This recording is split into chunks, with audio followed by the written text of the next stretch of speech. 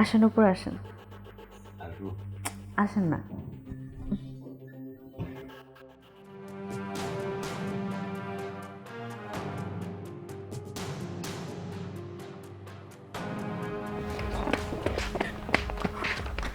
Uncle, আমার পিছনে কিছু গুন্ডা, আমাকে প্লিজ একটু বাঁচান, একটু আশ্রয় দেন। তুমি যাও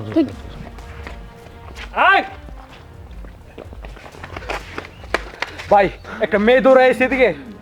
হ্যাঁ এদিকে গেছে তো। বলো।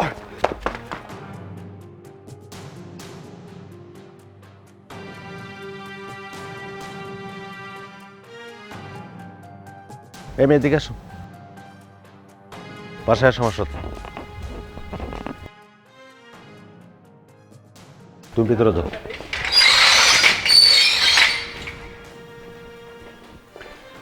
বসো। তারপরে তোমাকে কেমন করে ছেলে গলা ধরাইলো কেন? আসলে ওই ছেলেদের মধ্যে একটা ছেলের সাথে আমার একটু ঝামেলা হয়েছে।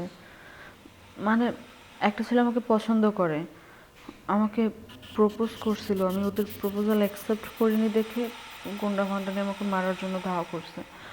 আজকে যদি আমাকে ধরতে পারতো নিশ্চয়ই আমাকে মেরে ফেলতো, কোনো এক জায়গায় গুম করে দিত।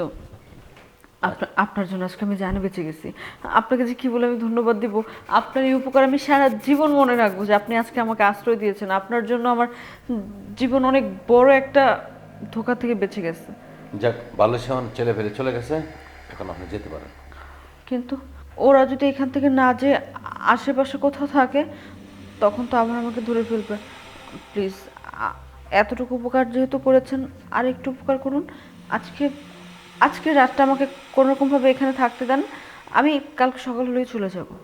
দেখেন, আমি এই বাসাতে একা একা থাকি, এই বাসায় কেউ নেই, আমি আপনাকে রাখতে পারছি না, সরি। প্লিজ একটু বোঝার চেষ্টা করুন।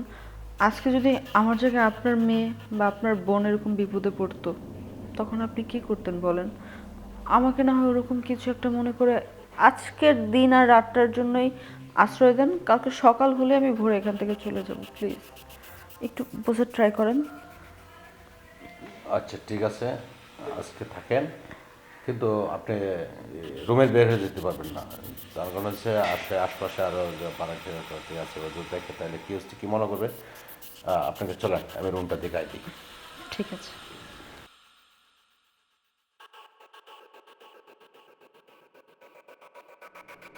ওইটা আপনার ব্রেড, আপনার থাকতে পারে। আপনাকে যে কি করে ধন্যবাদ দিব, আজকে আপনার জন্য আমি এত বড় একটা বিপদের হাত থেকে বেঁচে গিয়েছি। আপনাকে অসংখ্য ধন্যবাদ। দেখেন, আমি একটা কথা বলি, এই পৃথিবীতে মানুষ মানুষের জন্য।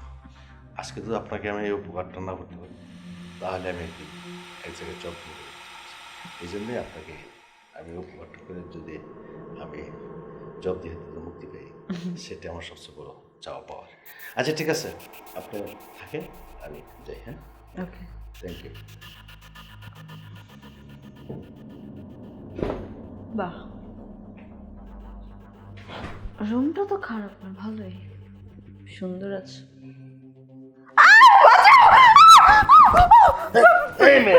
কি হচ্ছে?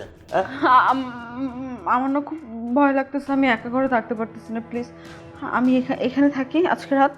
আরে কি কই, এখানে থাকবে মানে? আপনাকে আমি তো আলাদা রুম দিছি, এই রুমে থাকবেন। আপনি দূরে আমার এখানে আসছেন কেন? দেখেন, আমার না আসলে সবসময় মার সাথে থাকতাম তো, আমার খুব ভয় লাগে একা ঘরে। আমার মনে হয় আমাকে যেন কে ডাকতেছে চারপাশ থেকে। আমার খুব ভয় লাগতেছে, আমি এখানে থাকি আজকে রাতারই তো ব্যাপার। দেখেন, আমি একজন পুরুষ মানুষ আর একজন মেয়ে মানুষ। আপনি আপনি রুমের দরজা খুলে আপনি ঘুমাইতে পারেন, কোনো সমস্যা নেই। আপনি দরজাটা আর খুলে ঘুমান। সমস্যা নেই তো, পুরুষ মানুষ মেয়ে মানুষ যেহেতু একই বাড়ির মধ্যে আছি, আমি মনে করি আমি আমার জায়গায় ঠিক, আপনি আপনার জায়গায় ঠিক থাকলেই হবে। হ্যাঁ, আপনি বুঝতেছেন না কেন? দেখেন, আগুন আর মোম যদি একসাথে হয় তাহলে অবশ্যই মোম গুলে, বুঝছেন? প্লিজ আপনি রুমে যান। দেন আশপাশে মানুষ যে অন্য বারাটাগুলো যদি একবার শুনে যে আমার মানে তো সব চলে যায়। প্লিজ যান, আপনার রুমে যান, যান। আপনি না খুব নিষ্ঠুর, আপনি আসলে বোঝেন না।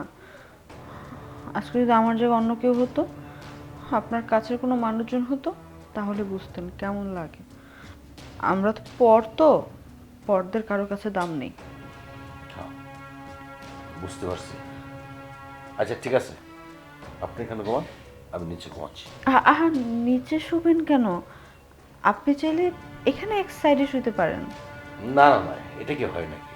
না, নিচে শুইলে যদি ঠান্ডা লাগে, জ্বর আসে, আমার জন্য আপনি কেন তো কষ্ট করতে যাবেন বলেন? না, একটা রাত তো কোনো রকম খাটাই দেবো, আপনাকে আবার ভুলবেলা চলে যাচ্ছে। ঠিক আছে, আপনি এখানে শুন, আমি নিচে শুনছি।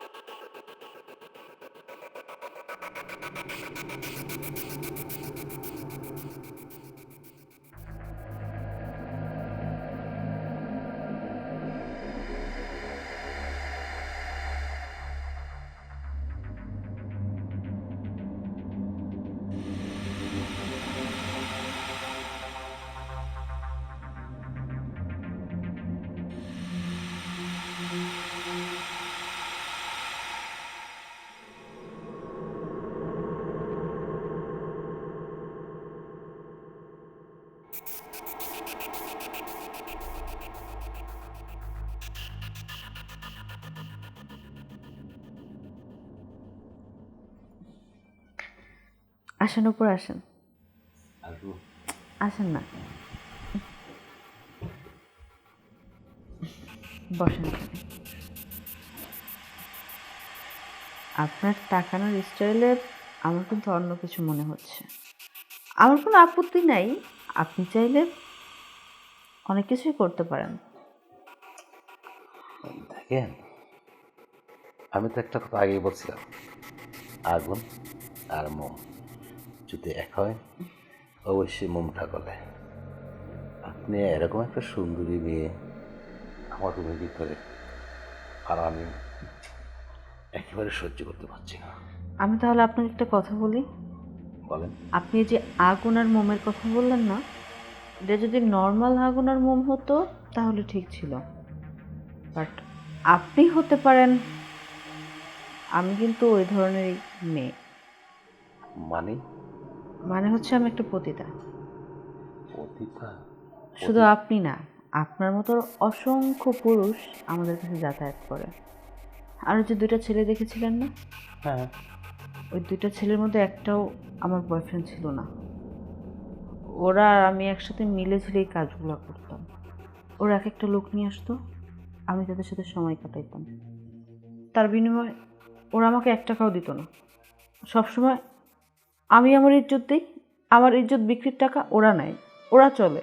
আর আমি আমার ইজ্জত কেন বিক্রি করি জানেন? গ্রামের বাড়ি আমার মা আছে, অনেক অসুস্থ, তার অপারেশন করতে হবে। ডাক্তার বলেছে 5 লাখ টাকা লাগবে তার অপারেশন করতে হলে। আমার বাবা নেই, ভাই নেই, বোন নেই, আমাকে এতগুলো টাকা কে দিবে বলেন? তাই আমি সিদ্ধান্ত নিয়েছি, যদি মাকে বাঁচতে হয় তাহলে আমার কোনো না কোনো একটা কাজ করতে হবে। তারপর শহরে আসি। শহরে আসার পরে ওই ছেলেদের সাথে আমার পরিচয় হয়, আর ওরা আমাকে বুদ্ধি দেয় যদি আমি এই পথে এগুলা কাজ করি তাহলে অনেক টাকা পাবো। কিন্তু আমি কোনো টাকা পাই না, ওরা শুধু আমাকে ব্যবহার করে। আমাকে ব্যবহার করে ওরা লাভবান হচ্ছে। আর ওদিকে আমার মা দিনের পর দিন অসুস্থ হয়ে পড়ছে। তাকে আমি বাঁচাতে পারবো না কি আমি নিজেও জানি না। তাই আমি বাধ্য হয়ে আপনার এখানে আসছি। আপনার কাছ থেকে যদি কোনো উপকার আমি পাই তাহলে আমার জন্য অনেক ভালো হবে। আমি এমনি এমনি কোনো উপকার করতে বলছি না। যেহেতু আমি একজন পতিতা, আপনি চাইলে আমার শরীরের বিনিময়ে আপনি টাকা দিতে পারেন। আমি একদমই আপনাকে না করব না। দেখেন, আমি আপনাকে একটা কথা বলি, আপনি আমার ফার্মে চাকরি করেন, চাকরি করবেন? চাকরি?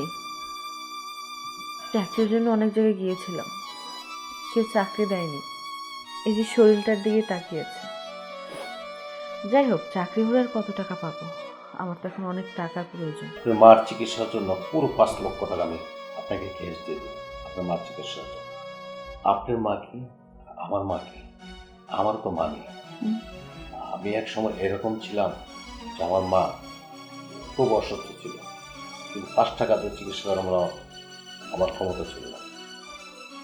তাই যদি আপনার মাকে আমি 5 লক্ষ টাকা দেন, চিকিৎসা করে ভালো করতে পারি, তাহলে আমার মা যে কষ্টটা, এটা আমি অনুভব করতে পারবো যে না, আমার মার জন্য 5 লক্ষ টাকা খরচ করছে।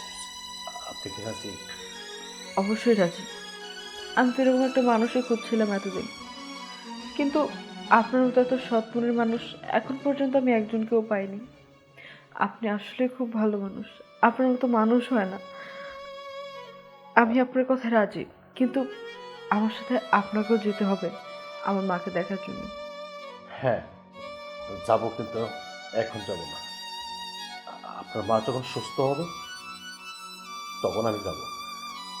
আর আপনি আমার আমি তোবা কাটতে হবে যে আমি আর কোনোদিন ওই পতিতার কাছে যাব না। এটা তো আপনি তোবা করেন, তাহলে আমি আপনার মার আপনার যা দায়িত্ব হচ্ছে সব আমি নেব। আপনাকে তোবা করেন। একটা মেয়ে না কখনোই এমনি এমনি পতিতালয়ে যায় না, তার পেছনের ব্যাকগ্রাউন্ডে কোনো না কোনো একটা কারণ থাকে। আমারও একটা কারণ ছিল, এর জন্য আমি এই পতিতা লাইনে আসছি। আপনি যেহেতু এখন আমার মাকে সুস্থ করার জন্য টাকা দিবেন, উপকার করবেন বলছেন, তাহলে তো আমার ওই লাইনে থাকার কোনো দরকারই হয় না। আর আমারও না ইচ্ছা করে না ওখানে থাকতে। জাস্ট আমি বাধ্য হয়ে পরিস্থিতির শিকার, এর জন্য আমি ওখানে থাকি, কাজ করি। কিন্তু আমি আজকের পর থেকে বলছি আমি আর কখনোই লাইনে যাব না, কখনোই না। 5 ওয়াক্ত নামাজ পড়বো আর মার সেবা যত্ন করবো। ধন্যবাদ, কিন্তু আরেকটা দাবি আপনার কাছে রাখবো।